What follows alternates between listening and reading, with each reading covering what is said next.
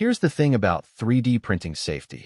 The marketing shows you a clean little machine on a desk and skips the part where uncured resin is a skin sensitizer. ABS gives off fumes you shouldn't breathe, and a 2-second power blink can trash a 10-hour print. None of the gear that fixes this is expensive, and the cheapest thing on this list is basically lunch money. I'll go through the 4 items in the order I'd set them up. Power protection first, containment second, then the 2 things that stand between resin and your skin and your lungs. Start with power, because it's the failure nobody sees coming. A print that runs overnight only needs the grid to hiccup once, and on a lot of printers a half-second brownout doesn't just pause the job, it resets the board and the print is gone. The APC back UPS sits between the wall and your printer and bridges those blips with its battery, then hands you clean power when the grid comes back, with surge protection on top. To be clear about what it's not, this won't run a printer through a real outage. Heated beds are hungry, so you're buying minutes, not hours. It's insurance against blinks and brownouts, which is what actually kills prints. The battery inside wears out after a few years and the box is bulky, but at $60 to $110, spread across every long print you run, it's cheap.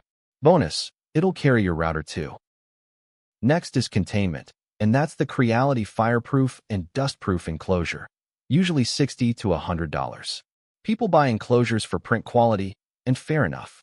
ABS and ASA warp because the lower layers cool and shrink while the top is still hot and holding warm.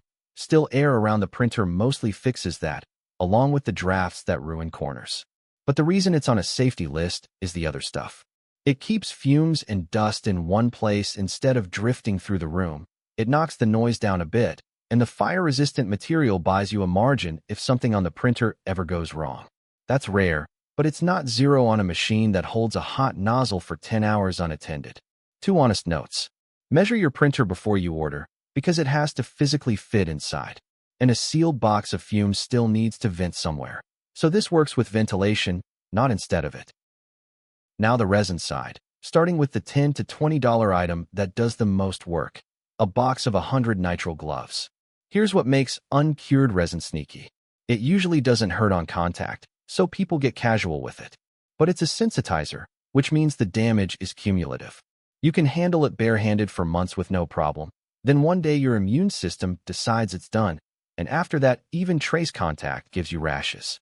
That switch doesn't flip back. So gloves every single time, and specifically nitrile, because resin breaks down latex. Get your actual size, since a baggy glove is how you drag a cuff through a vat. The thin ones do tear, so either buy a heavier weight or just double up for messy jobs like filtering resin. They're also handy on the filament side for greasing rails and handling solvents. Last one, and if you own a resin printer, this is the non-negotiable. The 3M half face piece respirator, $25 to $45. The mistake people make is grabbing a dust mask, and a dust mask filters particles. Resin vapors and ABS fumes aren't particles, they're organic vapors, and they sail straight through an N95 like it isn't there. What stops them is activated carbon, which is what's inside the organic vapor cartridges this mask takes. So check that box when you order, because the face piece without the right cartridges is just a rubber accessory. 2 more things. It only works with a proper seal, so it fights with a beard, and if you start smelling resin through it, the carbon is saturated and it's time for fresh cartridges, which thankfully are cheap. And keep the room venting anyway. The mask protects you while you work, ventilation protects the house all day. Quick recap. The UPS is for anyone running long prints on shaky power.